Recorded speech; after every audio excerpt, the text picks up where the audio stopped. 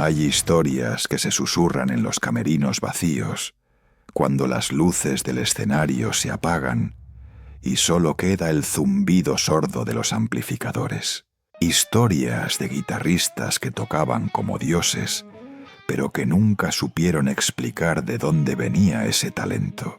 Leyendas de músicos que firmaron contratos que no se escriben con tinta, sino con algo mucho más oscuro, en lugares donde los caminos se cruzan y la tierra huele a ceniza vieja. Pactos que se cumplen siempre, aunque pasen años, aunque la fama te haga olvidar lo que prometiste entregar. Dicen que la desesperación tiene un olor particular, agrio y espeso, como el sudor frío que te empapa la camisa cuando las deudas se acumulan y tu única guitarra tiene cuerdas rotas que no puedes pagar. Es en esos momentos cuando tu orgullo está hecho pedazos y la envidia te come por dentro al ver a otros subir mientras tú te hundes, cuando las encrucijadas aparecen. No las ves venir, no las buscas, pero de pronto estás ahí, en medio de la noche, y algo que no es humano te hace una oferta que suena demasiado buena para ser cierta. 7 años de gloria a cambio de algo que todavía no entiendes del todo. La fama es dulce cuando llega, los foros llenos, las luces cegadoras, los gritos de miles que corean tu nombre como si fueras un santo. Pero hay un detalle que nadie te dice, que la gloria prestada tiene fecha de vencimiento, que cada aplauso suena un poco más hueco, que en las noches de silencio, cuando estás solo con tu instrumento, puedes oír algo que se arrastra entre las notas, algo que espera paciente a que se cumpla el plazo. Ustedes saben lo que se siente tocar para una audiencia de 3 borrachos que ni siquiera voltean a verte. Yo sí lo sé. Durante años esa fue mi realidad, mi chamba, mi maldita rutina. Me llamaba músico, pero la verdad es que era un tipo fracasado con una guitarra barata y un orgullo que se iba desmoronando con cada noche que pasaba, tocando en bares de mala muerte. La gente no iba a escucharme, iba a emborracharse y olvidar sus problemas, y yo era solo el ruido de fondo que acompañaba sus penas. Empecé a tocar la guitarra cuando era morro, con un instrumento prestado que tenía más rasguños que barniz. Mi viejo decía que era pérdida de tiempo, que mejor consiguiera una chamba de verdad, pero yo no le hice caso. Creía que tenía talento, que algún día alguien me escucharía y todo cambiaría. Practiqué hasta que me sangraban los dedos, hasta que las yemas se me pusieron duras como piedra. Aprendí cada acorde, cada escala, cada técnica que encontraba en revistas viejas o que le robaba con la vista a otros músicos en los bares. Pero el talento no fue suficiente. Nunca lo es cuando no tienes palancas, ni contactos, ni la cara bonita que buscan los productores. Pasaron los años y mi vida se convirtió en un ciclo amargo de audiciones rechazadas y presentaciones en antros donde el olor a cerveza rancia se mezclaba con el humo del cigarro hasta hacerte doler la garganta. Tocaba covers de canciones que odiaba para complacer a un público que no me pelaba. Entre semana lavaba platos en un restaurante chino para pagar la renta de un cuartito miserable donde apenas cabía mi colchón y mi guitarra. Las deudas se acumulaban como la mugre en las esquinas, y cada mes era una pelea con el casero, con el de la tienda, con cualquiera que me hubiera fiado algo. La desesperación no llegó de golpe, se fue instalando despacito, como humedad en las paredes, hasta que todo lo que tocaba olía a fracaso. Lo peor no eran las rechazadas ni la pobreza. Lo peor era ver cómo otros morros, con la mitad de mi técnica y el doble de mi suerte, empezaban a sonar en la radio. Veía sus caras en carteles, escuchaba sus canciones en las tiendas, leía entrevistas donde hablaban de su pasión y su sacrificio como si fueran los únicos que habían sufrido por la música. La envidia me carcomía las tripas como ácido. Me preguntaba qué tenían ellos que yo no tuviera, por qué el universo les daba todo a unos y a otros nos dejaba pudrirse en el olvido. Esa rabia me acompañaba en cada acorde, en cada noche donde tocaba con las manos temblorosas de puro coraje contenido. Una noche, después de otra presentación patética en un bar donde ni siquiera me pagaron completo, la cuerda de mi guitarra se reventó en medio de una canción. El sonido fue seco, como un látigo, y el público ni se dio cuenta. Seguí tocando con 5 cuerdas hasta terminar el set, y cuando bajé del pequeño escenario improvisado, el dueño del lugar me dijo que ya no volviera, que no generaba ambiente, que la gente se aburría, que mejor buscara otro lugar donde tocar. Salí a la calle con mi guitarra herida bajo el brazo y sin un peso en la bolsa. Eran como las 3 de la madrugada y las calles estaban vacías. Solo alumbraba un alumbrado público débil que parpadeaba como si también estuviera a punto de morir.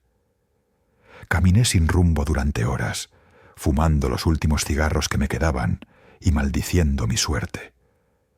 La ciudad de noche tiene un silencio espeso, interrumpido solo por el ladrido lejano de algún perro o el motor de algún carro solitario.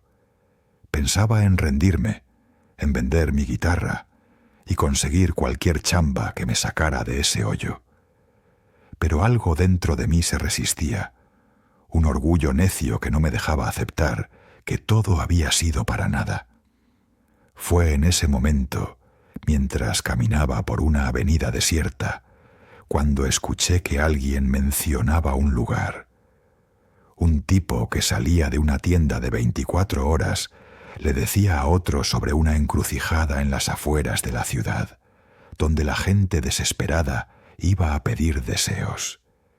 Se rió al decirlo, como si fuera puro cuento de borrachos, pero algo en su tono me hizo poner atención. No sé por qué le hice caso a esas palabras. Quizás porque ya no me quedaba nada que perder, o porque la desesperación te nubla el juicio hasta el punto de creer en cualquier cosa que prometa un cambio.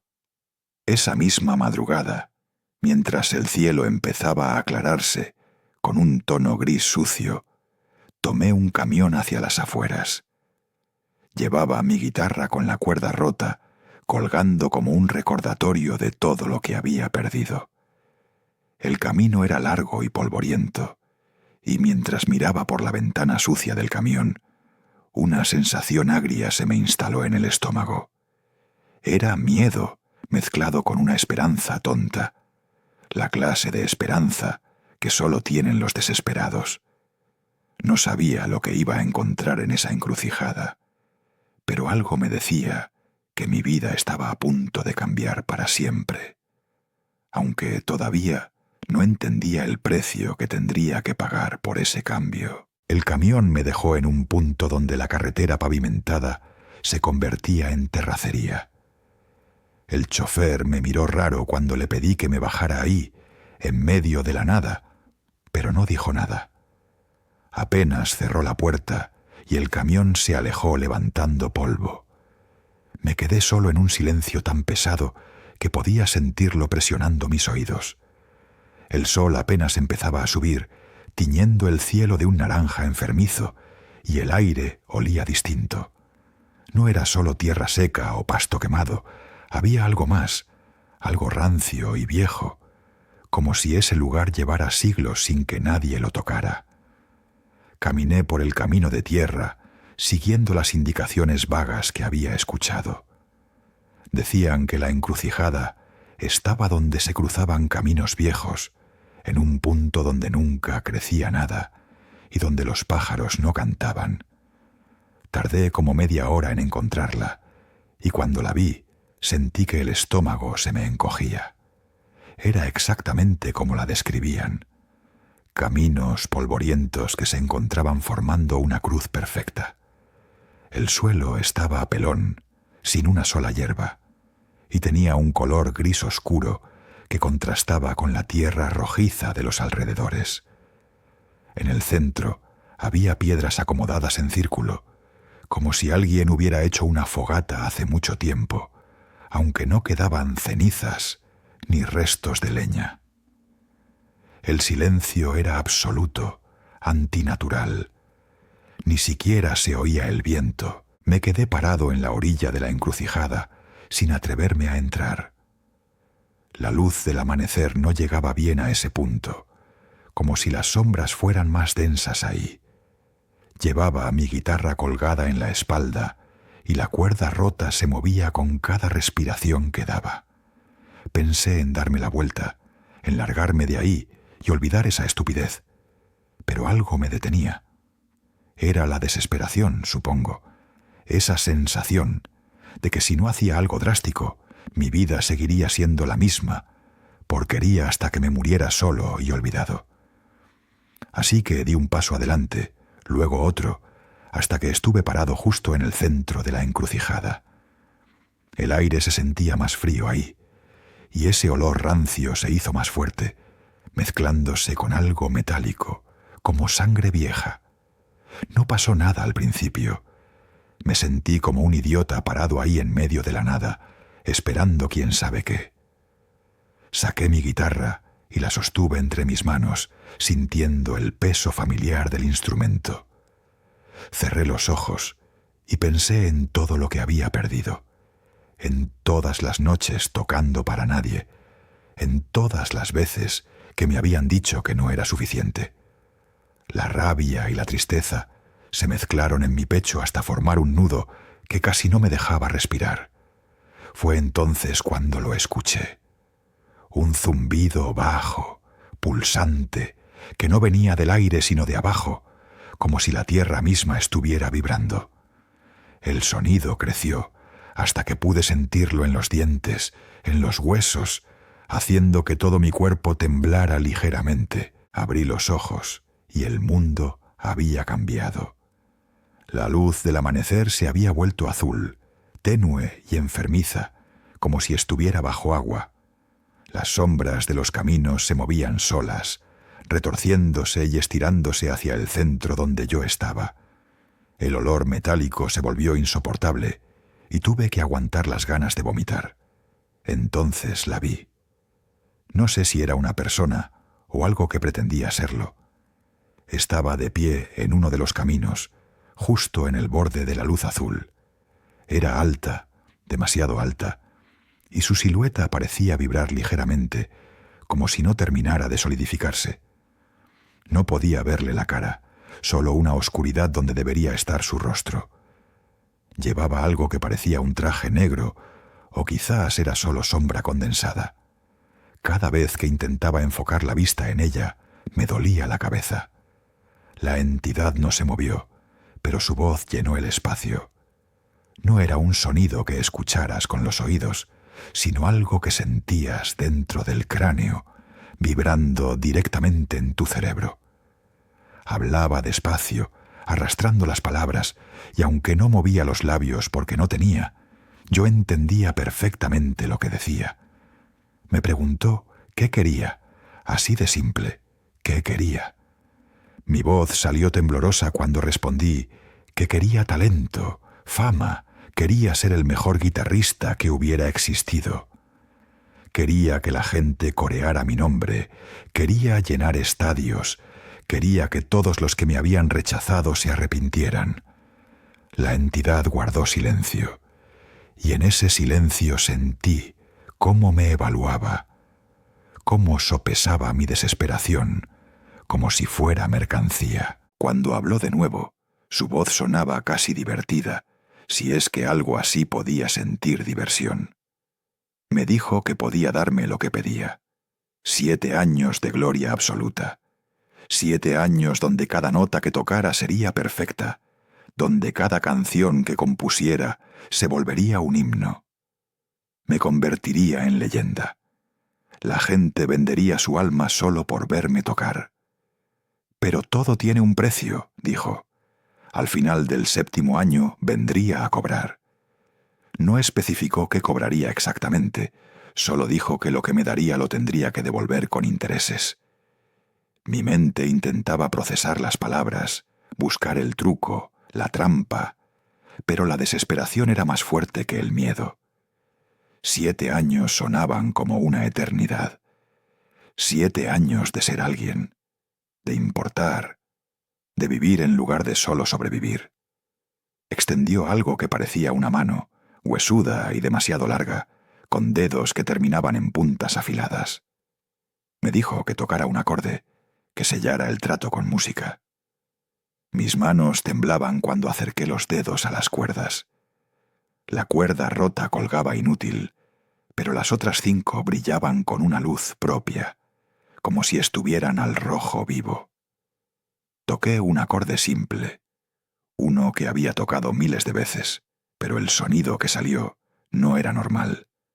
Resonó en el aire con una claridad sobrenatural, perfecto, hermoso y terrible al mismo tiempo. El sonido hizo eco en la encrucijada, rebotando en las sombras que se retorcían. La entidad inclinó su cabeza, como satisfecha, y entonces extendió su mano hasta tocar mi frente. El contacto fue como hielo quemando, un frío tan intenso que dolía como fuego. Sentí algo entrando en mí, algo que no era mío, instalándose en mis manos, en mis dedos, en algún lugar profundo de mi ser. Cuando abrí los ojos otra vez, estaba solo. La luz azul había desaparecido, el zumbido se había detenido, y el sol normal del amanecer iluminaba la encrucijada. Miré mi guitarra, y la cuerda que había estado rota ahora estaba perfecta, brillando como nueva. Toqué otro acorde, y el sonido fue increíble, mejor que cualquier cosa que hubiera producido antes.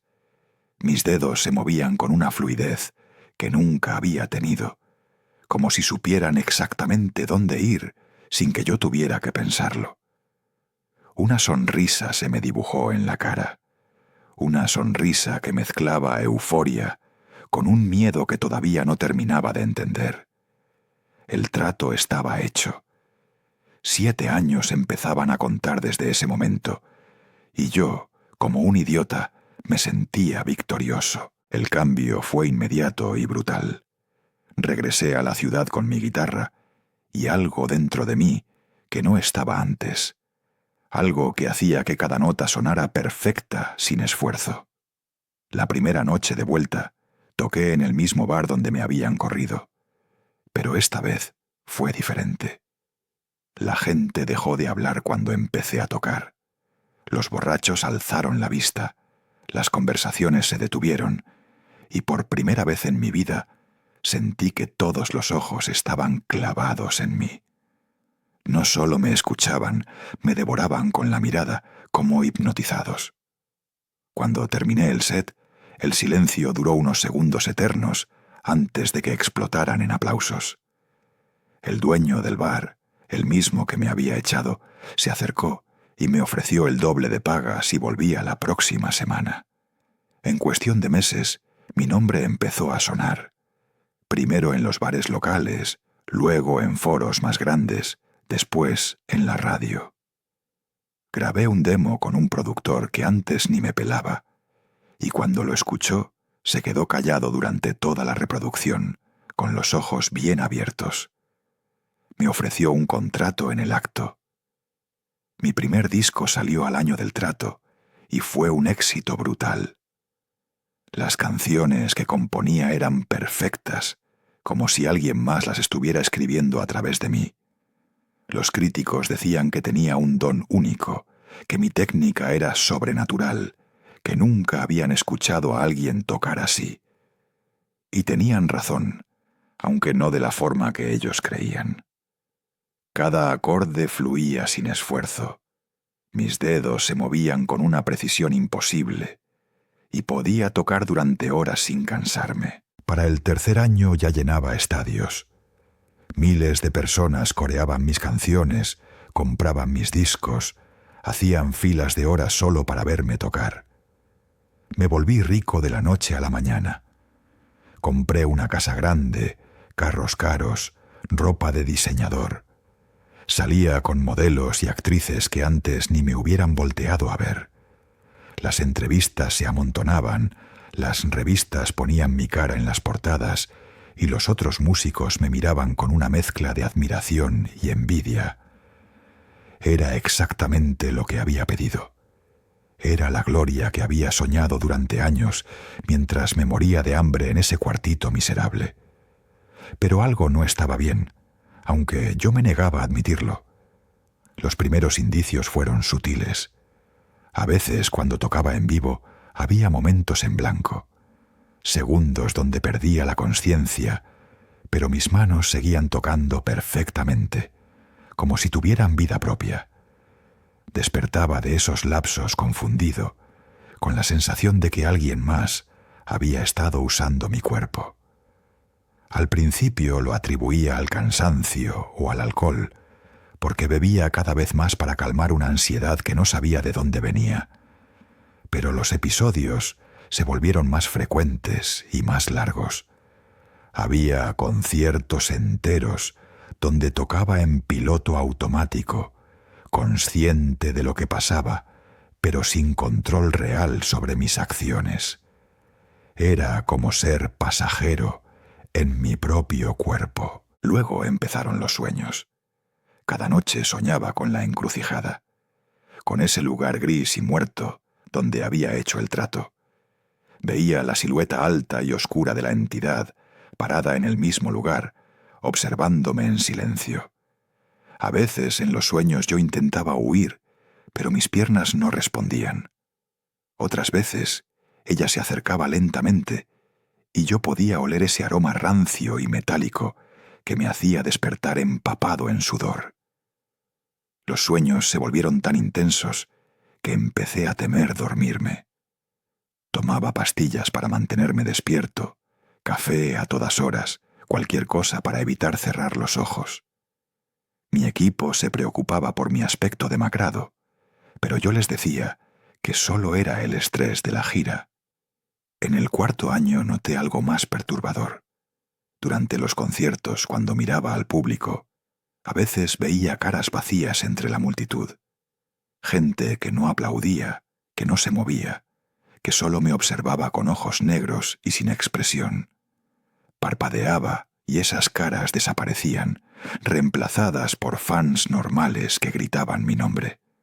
Me decía que eran alucinaciones, producto de la falta de sueño y el exceso de sustancias, pero cada vez eran más frecuentes. Llegó un punto donde en cada concierto podía identificar al menos 10 o 20 personas con esas miradas vacías, distribuidas entre el público como estatuas vivas. Nunca me aplaudían, solo miraban. Y cuando el concierto terminaba y salía a saludar a los fans, esas personas ya no estaban. La paranoia empezó a consumirme. Instalé cámaras en mi casa porque sentía que algo me observaba constantemente. Revisaba las grabaciones cada mañana y nunca encontraba nada anormal, pero la sensación no se iba. Era como si las paredes tuvieran ojos. A veces, en medio de la noche, escuchaba rasguños en las ventanas o pasos en el pasillo, pero cuando iba a revisar no había nadie. Mi guitarra, que siempre dejaba en su estuche, aparecía a veces en lugares donde yo no la había puesto. En una ocasión la encontré en medio de la sala, parada verticalmente contra la pared, con todas las cuerdas vibrando suavemente, aunque nadie las hubiera tocado.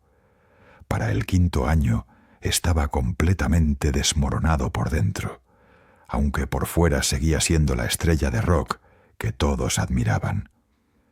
Mis conciertos eran cada vez más espectaculares, mi música sonaba mejor que nunca, pero yo me sentía hueco. Empecé a notar que cuando tocaba ciertos acordes, el público reaccionaba de formas extrañas. Algunos entraban en trance, Otros lloraban sin razón aparente, otros se quedaban completamente inmóviles. Era como si mi música tuviera un poder sobre ellos que iba más allá de lo artístico. Un poder que yo no controlaba y que me aterraba. Me di cuenta de que ya no era yo quien tocaba realmente. Era algo que había entrado en mí aquella madrugada en la encrucijada, algo que usaba mis manos para hacer su propia música. Intentó investigar cómo romper el trato. Busqué brujas, sacerdotes, cualquier persona que supiera de pactos oscuros. Todos me decían lo mismo. Los tratos con esa clase de entidades son irrompibles. Una vez que firmas, ya sea con sangre o con música, el contrato debe cumplirse. Algunos me aconsejaron huir, desaparecer antes de que terminara el 7º año. Otros me dijeron que me preparara espiritualmente, que rezara, que buscara protección divina. Pero en el fondo yo sabía que nada de eso funcionaría. Había vendido algo que no tenía derecho a vender, y ahora el plazo se acercaba. Cada día que pasaba, sentía el peso de los años consumiéndose, como arena cayendo en un reloj que no podía detener. El 6º año fue el peor. La fama seguía creciendo, pero yo estaba destruido. Cancelé giras porque no podía mantener la farsa. Mis managers y productores estaban furiosos, pero no podía explicarles la verdad. Pasaba días enteros encerrado en mi casa, abrazando mi guitarra y sintiendo cómo ese algo dentro de mí se movía, esperando. A veces me miraba las manos y no las reconocía. Parecían más huesudas, más pálidas, como si algo las estuviera consumiendo desde dentro. El olor rancio que había sentido en la encrucijada empezó a aparecer en mi casa, en mi carro, en los camerinos. Me seguía a todas partes, recordándome constantemente que el tiempo se acababa. El 7º año llegó como una sentencia. Desperté la mañana de mi aniversario del trato y supe exactamente qué día era sin necesidad de mirar el calendario. Lo sentí en los huesos, un peso invisible que se asentó en mi pecho y no se fue en todo el día. Mi equipo había organizado una gira de celebración por los 7 años de mi carrera meteórica, sin saber que estaban organizando mi funeral. Cada fecha en el calendario era un paso más cerca del final. Cada concierto programado sonaba en mi cabeza como el tic-tac de un reloj gigante contando hacia atrás. Intenté cancelar todo, pero los contratos ya estaban firmados, las entradas vendidas, y cancelar hubiera significado demandas millonarias que ni siquiera mi fortuna podía cubrir. Los conciertos del 7º año fueron diferentes desde el principio. Cada vez que subía al escenario, sentía como si estuviera caminando hacia el patíbulo. La música seguía sonando perfecta. Mis dedos seguían ejecutando solos imposibles. Pero ahora podía escuchar algo más debajo de las notas. Un eco macabro, como si cada acorde tuviera una segunda voz que solo yo podía percibir. Era un sonido grave y distorsionado que me recordaba al zumbido de la encrucijada, ese pulso que venía desde abajo de la tierra.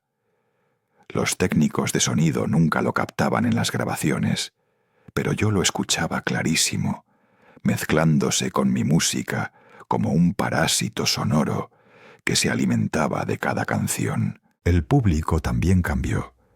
Las caras vacías que antes veía esporádicamente ahora ocupaban filas completas. Personas que no parpadeaban, que no se movían, que simplemente me observaban con esos ojos negros y sin vida. A veces eran jóvenes, otras veces viejos, hombres y mujeres distribuidos entre la multitud, como maniquíes colocados estratégicamente. Durante un concierto en la capital conté más de 100. Estaban en todas partes, en la primera fila, en los balcones, en los pasillos. El resto del público no parecía notarlos, seguían saltando y cantando y gritando mi nombre, pero yo no podía dejar de mirar esas figuras inmóviles que me estudiaban como si estuvieran evaluándome, midiendo mi valor antes del cobro final. Los símbolos empezaron a aparecer en el cuarto mes del 7º año. Al principio eran sutiles, marcas en las paredes de mi camerino que no habían estado ahí antes, scratches en el piso de los escenarios que formaban patrones extraños, manchas en los espejos que parecían letras de un alfabeto que no reconocía. Intenté ignorarlos, pero se multiplicaban. Mi equipo no los veía o no les daba importancia, pero yo sabía que eran mensajes, advertencias de que el tiempo se acababa. En una ocasión encontré tallado en la madera de mi guitarra un símbolo que me hizo sentir náuseas cuando lo miré. Era como un ojo invertido, rodeado de líneas que se retorcían. Intenté lijarlo, pero al día siguiente había vuelto a aparecer, más profundo y más claro. Las pesadillas se volvieron indistinguibles de la realidad. Soñaba que estaba en el escenario, pero el público eran miles de copias de la entidad, todas con esa silueta alta y oscura, todas observándome en silencio absoluto. Despertaba gritando y tardaba minutos en darme cuenta de que estaba en mi cama y no en ese escenario de pesadilla. Pero incluso despierto las cosas no mejoraban. Empecé a ver sombras moviéndose en mi visión periférica, figuras altas que desaparecían cuando giraba la cabeza. Escuchaba susurros en idiomas que no existían, voces múltiples hablando al mismo tiempo, diciendo cosas que no lograba entender, pero que me llenaban de un terror primitivo. Mi salud se deterioró rápidamente. Bajé como 15 kilos en 2 meses. No podía comer, porque todo me sabía a ceniza. Dormía máximo 2 horas por noche y siempre con las luces encendidas. Mis manos, que antes ejecutaban solos imposibles sin esfuerzo, empezaron a temblar cuando no estaba tocando. Los médicos no encontraban nada malo. Todos mis estudios salían normales, pero yo sabía que algo me estaba consumiendo desde dentro. Podía sentirlo devorando mi esencia, preparándome para lo que vendría. Mi reflejo en el espejo empezó a verse distinto, más pálido, más hundido, como si estuviera mirando un cadáver animado en lugar de a mí mismo. Los fans notaron el cambio. En las redes sociales circulaban teorías sobre mi aspecto demacrado. Algunos decían que estaba enfermo, otros que consumía drogas pesadas, otros que estaba poseído. Y esos últimos no estaban tan lejos de la verdad. Mis representantes intentaron controlar el daño, organizando entrevistas donde yo supuestamente lucía bien, pero en las fotos y videos era obvio que algo estaba mal. Mis ojos tenían ojeras profundas como cuencas vacías. Mi piel tenía un tono grisáceo, y cuando sonreía para las cámaras, la sonrisa no llegaba a mis ojos. Parecía un hombre muerto, tratando de fingir que todavía estaba vivo. En el 8º mes empecé a llevar la cuenta exacta. Sabía cuántos días, cuántas horas, cuántos minutos quedaban hasta que se cumplieran exactamente 7 años desde aquella madrugada en la encrucijada. Mi teléfono tenía una alarma configurada que sonaba a cada hora, recordándome el tiempo restante. Era una tortura autoimpuesta, pero no podía evitarlo. Necesitaba saber cuánto me quedaba. Mi equipo pensaba que me había vuelto loco cuando me encontraron en el camerino, murmurando números, calculando obsesivamente el tiempo que faltaba. Intentaron internarme, llevarme con psiquiatras, pero yo me negué. Ningún doctor podía ayudarme con lo que se venía. Las brújulas enloquecían en mi presencia. Cualquier brújula, reloj o instrumento que midiera dirección o tiempo se descomponía cuando yo estaba cerca.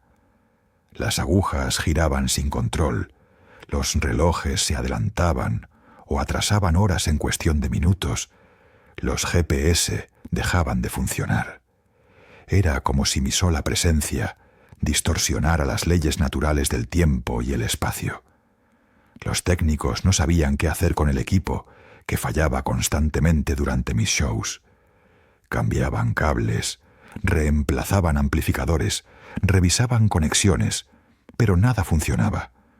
El problema no era el equipo, el problema era yo, o más específicamente, lo que habitaba dentro de mí esperando ser liberado. El último concierto de la gira estaba programado exactamente 3 días antes de que se cumplieran los 7 años. Era en un estadio enorme, 50.000 personas, el show más grande de mi carrera. Todos esperaban un concierto épico, una celebración de 7 años de éxito.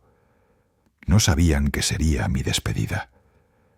Durante los ensayos tuve que detenerme varias veces, porque el eco macabro debajo de las notas era tan fuerte que me mareaba. Las sombras en el escenario se movían independientes de las luces, formando figuras que me resultaban familiares. Figuras altas y oscuras que se multiplicaban en cada esquina del estadio. El olor rancio era tan intenso que tuve que usar una mascarilla pretextando alergias, pero en realidad era para no vomitar del asco que me producía ese aroma a muerte vieja y promesas rotas. La noche llegó exactamente 7 años después de aquella madrugada en la encrucijada. Había terminado el último concierto 3 días antes, y desde entonces me había encerrado en mi casa, esperando. No dormí en esos 3 días, no comí, apenas bebí agua. Solo me senté en la sala con mi guitarra en el regazo, mirando el reloj avanzar segundo por segundo hacia la hora exacta en que había sellado el trato. Mi equipo intentó contactarme, pero ignoré todas las llamadas. Esto era algo que tenía que enfrentar solo, aunque en el fondo sabía que no había forma de enfrentarlo realmente. Solo podía esperar y ver qué forma tomaría el cobro. A las 3 de la madrugada, la hora exacta en que había tocado aquel acorde en la encrucijada 7 años atrás, todo cambió. Las luces de mi casa parpadearon y se apagaron, dejándome en una oscuridad absoluta. No era una oscuridad normal, era densa y pesada, como si la luz nunca hubiera existido en ese lugar. Intenté encender mi teléfono, pero estaba muerto, completamente sin batería, aunque lo había cargado toda la tarde. El silencio que siguió fue opresivo, tan pesado que podía sentirlo presionando mis tímpanos.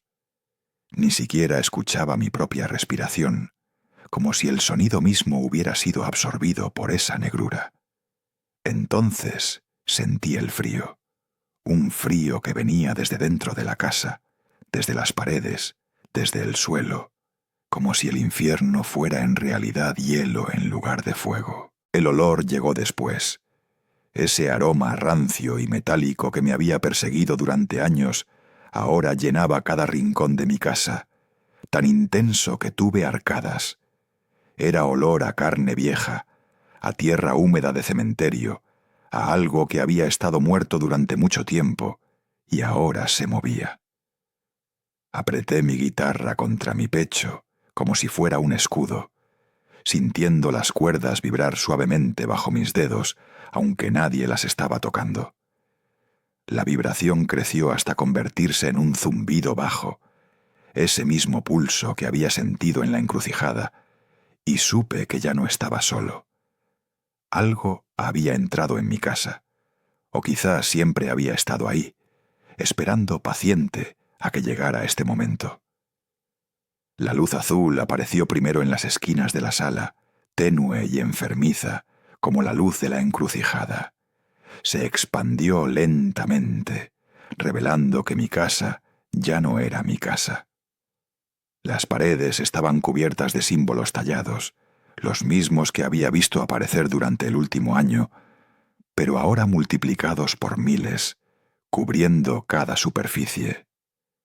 El piso tenía grietas que brillaban con esa misma luz azul, como si debajo de mi casa hubiera un abismo luminoso esperando tragarme.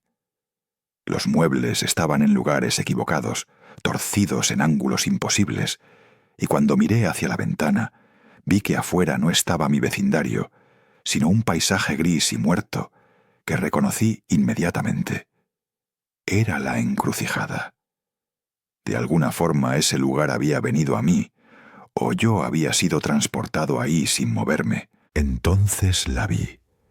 La entidad estaba de pie en el centro de la sala, exactamente donde había estado mi mesa de centro. Era más alta de lo que recordaba, tanto que su cabeza casi tocaba el techo. Su silueta seguía siendo oscura y vibrante, como si estuviera hecha de sombra condensada, pero ahora podía ver más detalles. Tenía lo que parecían brazos demasiado largos que colgaban hasta el suelo, terminando en esas manos huesudas con dedos que se retorcían lentamente. Donde debería estar su cara solo había un vacío más oscuro que el resto de su cuerpo, pero sentía que me observaba desde ese vacío con una intensidad que me hacía doler los ojos.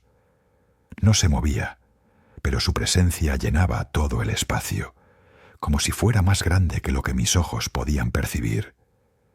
Su voz llenó mi cabeza sin necesidad de palabras habladas. Me recordó nuestro trato con una claridad brutal. 7 años de talento prestado, 7 años de fama que no era mía, 7 años viviendo con algo que no me pertenecía. Ahora había llegado el momento de devolver lo que había tomado, pero con intereses. La palabra intereses resonó en mi cráneo como campanas funerarias. Le pregunté con voz temblorosa qué significaba eso, qué más quería aparte del talento que me había dado.